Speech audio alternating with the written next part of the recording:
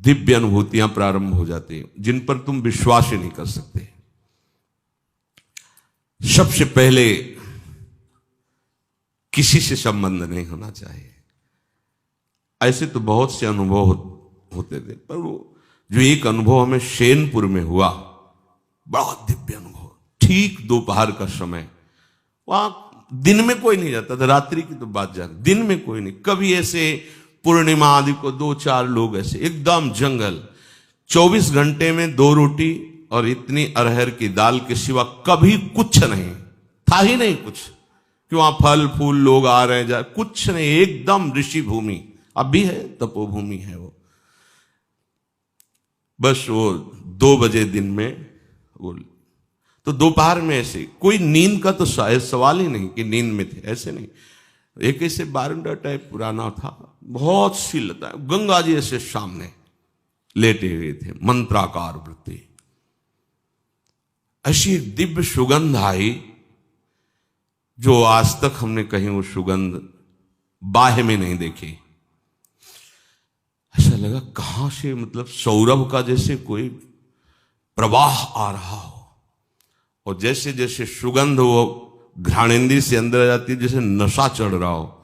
थोड़ी देर में जड़ता शरीर में आ गई, हिल नहीं सकते, एकदम जड़ शरीर, एकदम आंख खुली हुई है, पूरी चेतना है, ऐसे भी नहीं कर सकते, बिल्कुल सीधे लेटे हुए।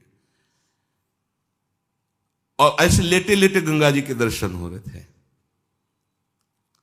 एकदम आधा शरीर ऊपर का, ऐसे जैसे किसी ने उठा के बैठा, और देखा गंगा की धारा से एक श्वेत वस्त्रधारी, दिन है, खुली आंख है, कोई स्वप्न नहीं, कोई तंद्रा नहीं, श्वेत वस्त्र धारण के, श्वेत जटाएं ऐसी, और वो ऐसे चले आ रहे हैं।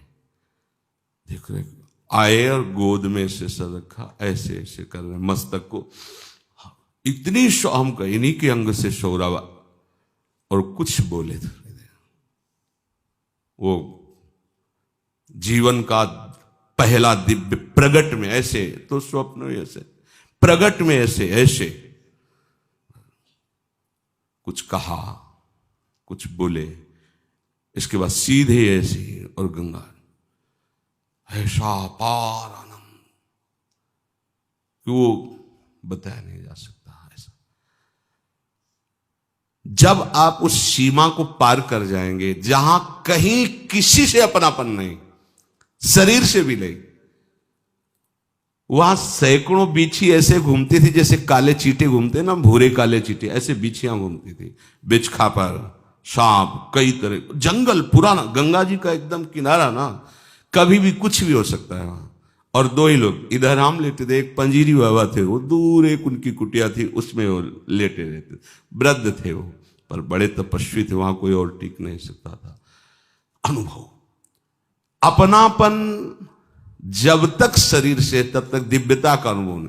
हम बहुत अंदर लालायित रहे कि इनसे पूछे आपको का परिचय पे, हिम्मत, मतलब वो एकदम ऐसी जड़ता भाव थी कि हिम्मत ही नहीं पड़ रही थी पूछे।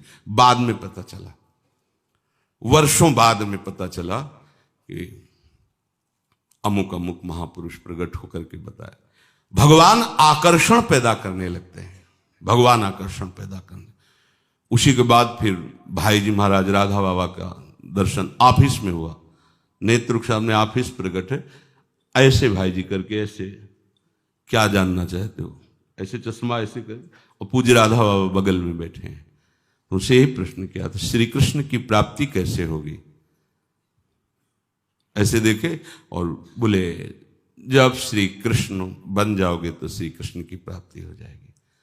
उस समय सही समझ में नहीं आ रहा था, और उन्हीं की कृपा, जैसे ये कवा प्रभु का, तो बोले मनमयाहा तदात्मिकाहा तन्मयाहा, ये में न जान परे कान है कि प्राण है। जब कृष्णमय हो जाओगे तभी कृष्ण का साक्षात्कार होगा। फिर तो झड़ी लग जाती है अनुभवों की। वृंदावन तो चमत्कार का समुद्र है, फिर किसी को समझाने की जरूरत नहीं थी कि भजन करो, भजन आनंद प्रदान, ये सब बहुत, फिर वो तो नशेबाज हो जाता है। प्रभु के नाम का नशा, प्रभु की लीला का नशा। देखो, नशा कहने में लगेगा कि कैसी बात, आशा बसन व्यसन, व्यसन में नशा, व्यसन या तिन्हीं रघुपति चरित होए तहाँ सुनहि। यही आशा है, यही उनका जीवन है और यही उनका नशा है। क्या जहां भगवत चरित्र हो रहे वहां जाकर उनको सुनना या भगवत चरित्र गायन करना।